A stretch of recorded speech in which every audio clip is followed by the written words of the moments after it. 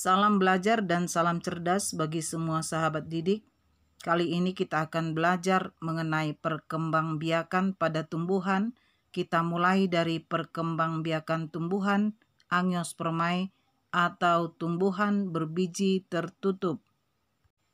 Perkembangbiakan tumbuhan angiospermae dibagi atas dua bagian, yaitu perkembangbiakan vegetatif atau secara tak kawin dan perkembangbiakan generatif atau kawin.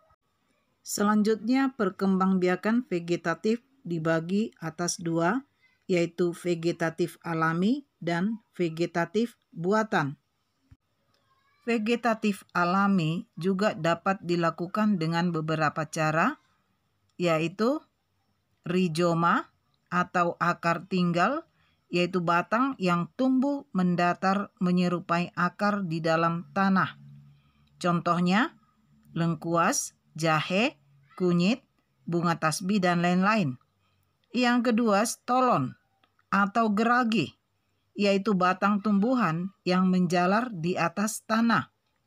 Tunas yang dihasilkan dari pertumbuhan stolon dapat terpisah dari induk dan mampu tumbuh menjadi individu baru. Contohnya, pegagan, arbei, rumput teki, dan lain-lain.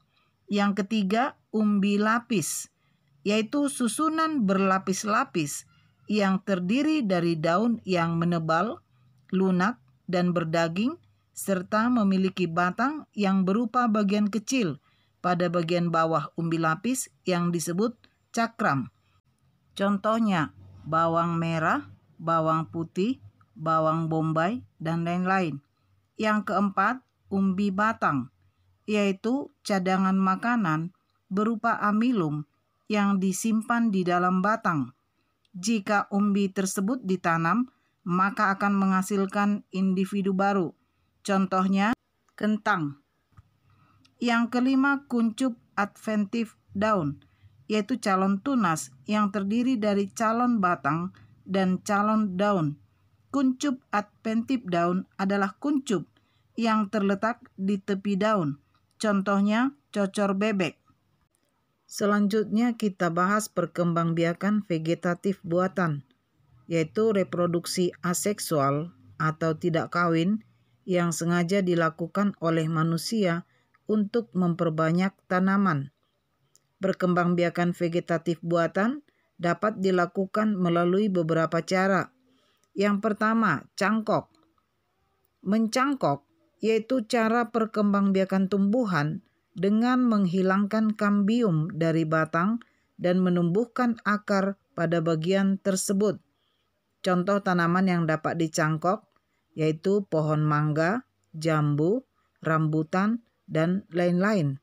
Langkah-langkah untuk melakukan cangkok diantaranya sebagai berikut.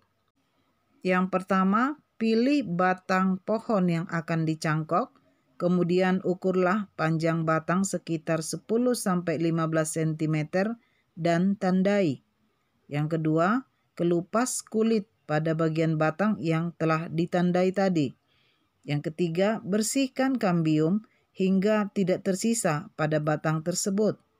Yang keempat, tutup bagian yang telah dikupas kulitnya dengan tanah, kemudian bungkus dengan plastik atau sabut kelapa. Ikat bagian ujung plastik dengan tali. Yang kelima, jika bagian yang dicangkok telah tumbuh akar, pisahkan dari tanaman induk, kemudian tanamlah batang hasil cangkok pada media tanah. Kemudian vegetatif buatan yang berikutnya, merunduk, yaitu perkembangbiakan dengan cara menundukkan bagian batang tanaman ke dalam tanah. Batang tersebut ditimbun dengan tanah, terutama pada bagian yang memiliki ruas. Pada ruas tersebut akan tumbuh akar dan tunas.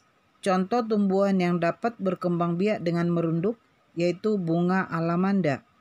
Yang ketiga, stek. Stek adalah cara perkembangbiakan dengan menumbuhkan bagian dari tanaman untuk menghasilkan individu baru. Cara untuk menyetek tumbuhan yaitu dengan memotong cabang sekitar 20 cm dan menanamnya dalam tanah sedalam 5-20 cm. Potongan-potongan tersebut harus punya buku-buku.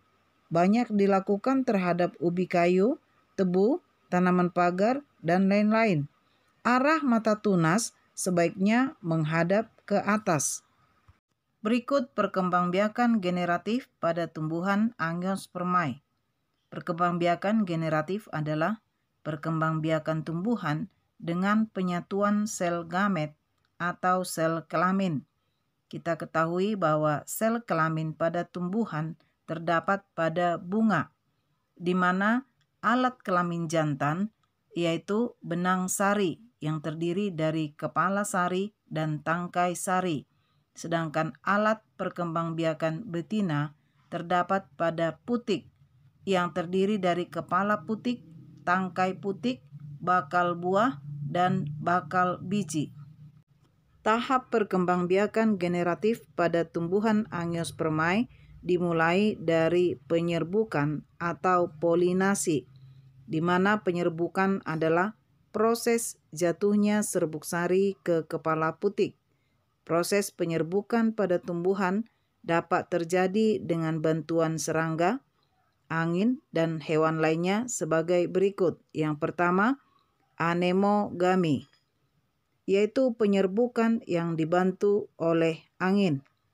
Ciri-ciri tumbuhan yang penyerbukannya dibantu angin memiliki bunga yang kecil, warna bunga atau mahkota bunga tidak mencolok, tidak memiliki kelenjar madu atau nektar, memiliki tangkai sari yang panjang dan kepala putik besar dan berbulu.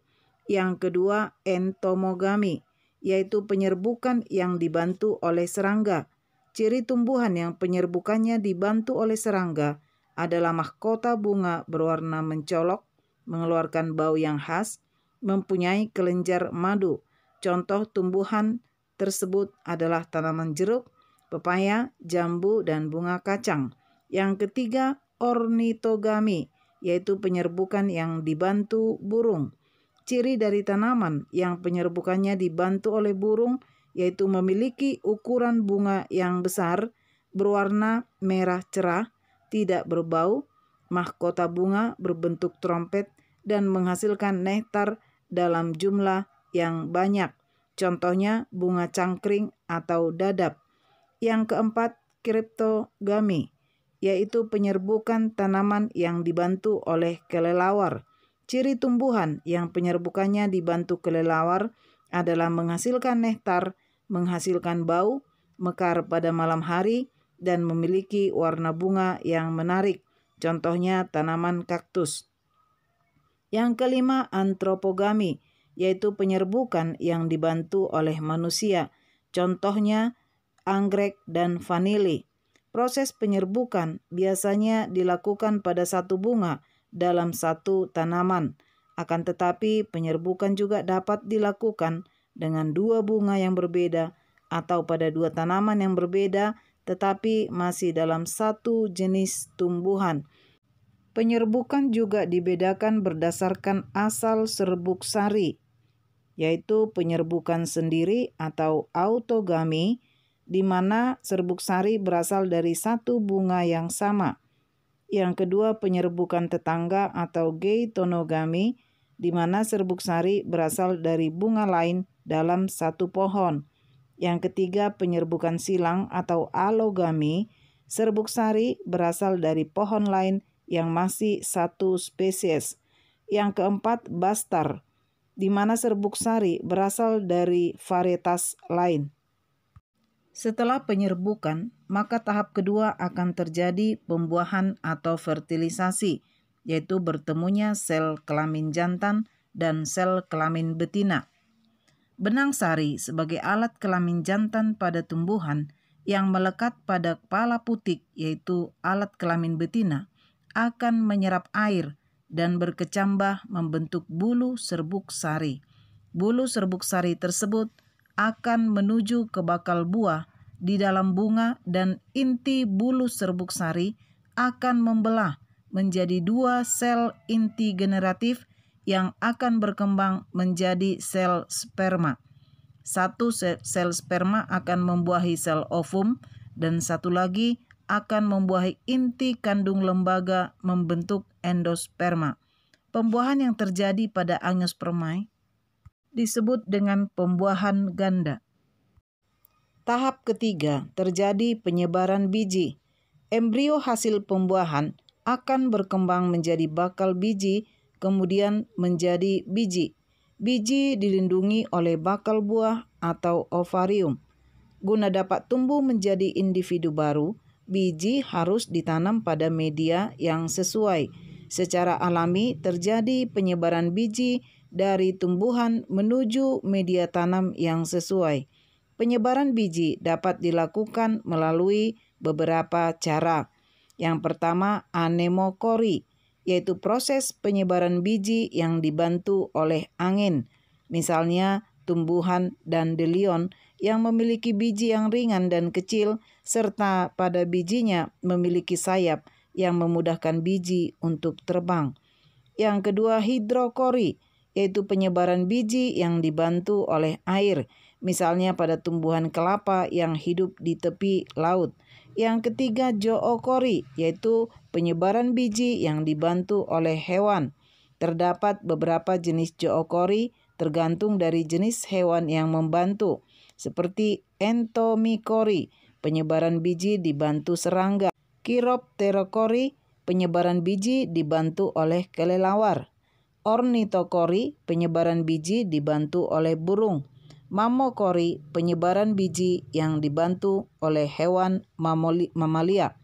Kemudian antropokori, penyebaran biji yang dibantu oleh manusia.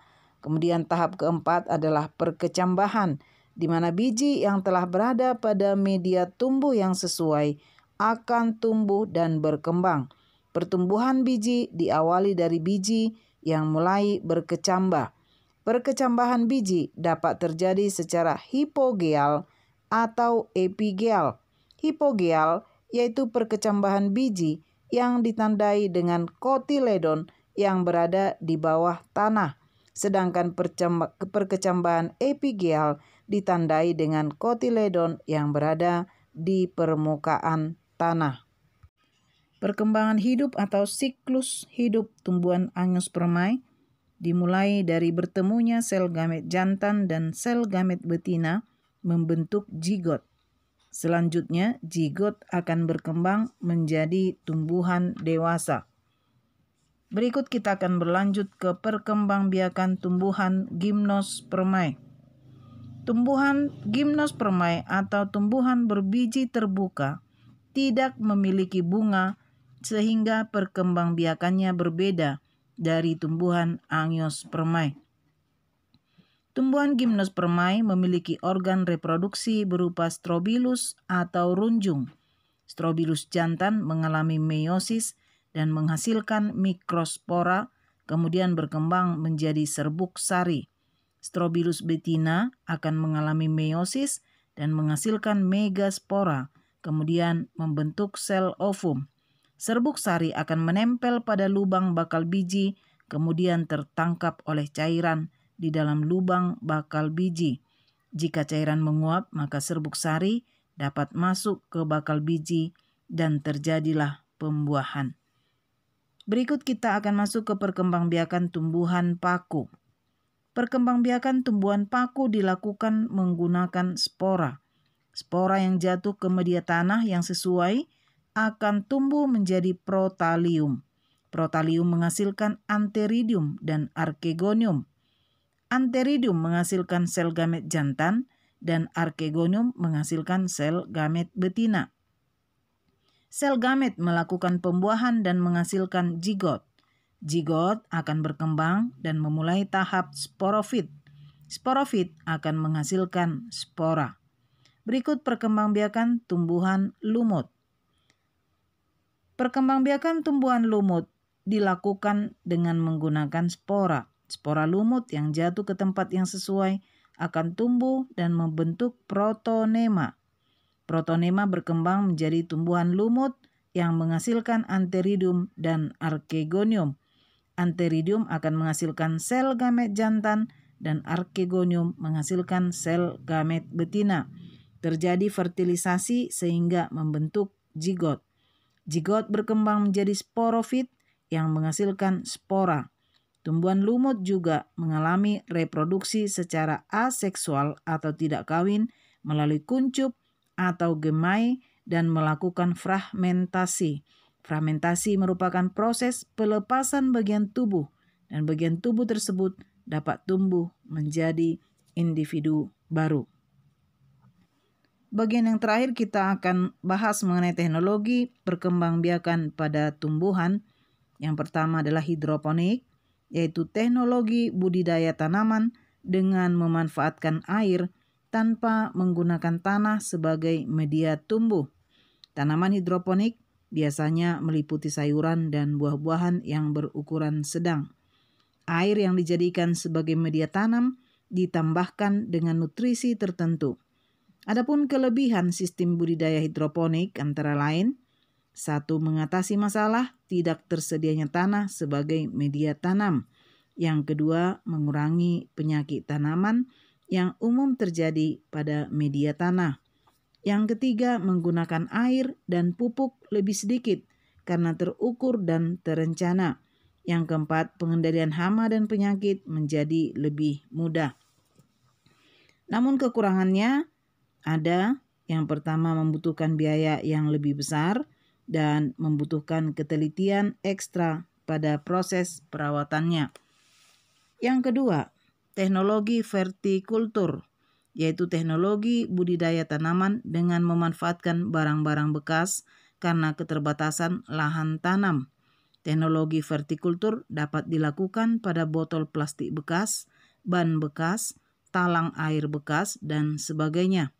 Penempatan tanaman vertikultur dapat diletakkan menggantung di dinding atau lainnya sesuai dengan kebutuhan dan keinginan seseorang. Kita akan melihat beberapa kelebihan penanaman secara vertikultur. Antara lain, efisiensi pemanfaatan lahan karena vertikultur ditanam secara bersusun. Mudah dipindahkan ke tempat lain sehingga bebas banjir atau rusak. Yang ketiga, mengurangi jumlah gulma yang muncul. Yang berikut, menghemat pupuk karena ditanam pada wadah yang terbatas.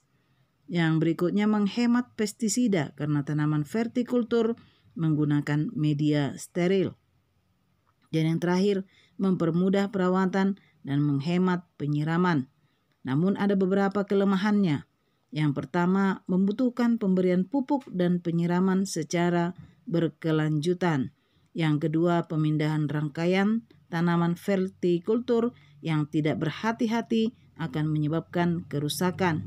Yang ketiga, perawatan lebih intensif dan tingkat kesulitan yang lebih banyak karena kondisi tanaman bersusun. Dan yang keempat, investasi awal cukup besar, terutama untuk membuat bangunan seperti rumah kaca. Kemudian teknologi yang terakhir, kultur jaringan, yaitu teknologi yang dilakukan dengan mengambil sedikit bagian dari tumbuhan, kemudian mengkulturkannya pada media agar dikembangkan pada laboratorium khusus yang steril dari mikroorganisme lainnya. Beberapa kelebihan dari kultur jaringan. Yang pertama, melestarikan sifat tanaman induk. Kedua, menghasilkan sifat yang sama dengan induknya. 3. Menghasilkan tanaman baru dalam jumlah banyak dengan waktu yang singkat. 4. Menghasilkan tanaman yang bebas virus. Yang kelima, pelaksanaannya tidak tergantung pada musim. Adapun kelemahannya, 1. Memerlukan biaya awal yang cukup tinggi. Yang kedua, memerlukan keahlian khusus sehingga hanya dapat dilakukan oleh orang yang telah terlatih. Dan yang ketiga, bibit hasil kultur jaringan memerlukan proses aklimatisasi karena terbiasa dengan kondisi lembab dan aseptik. Demikianlah pembelajaran kita mengenai perkembangbiakan pada tumbuhan. Atas perhatiannya, terima kasih.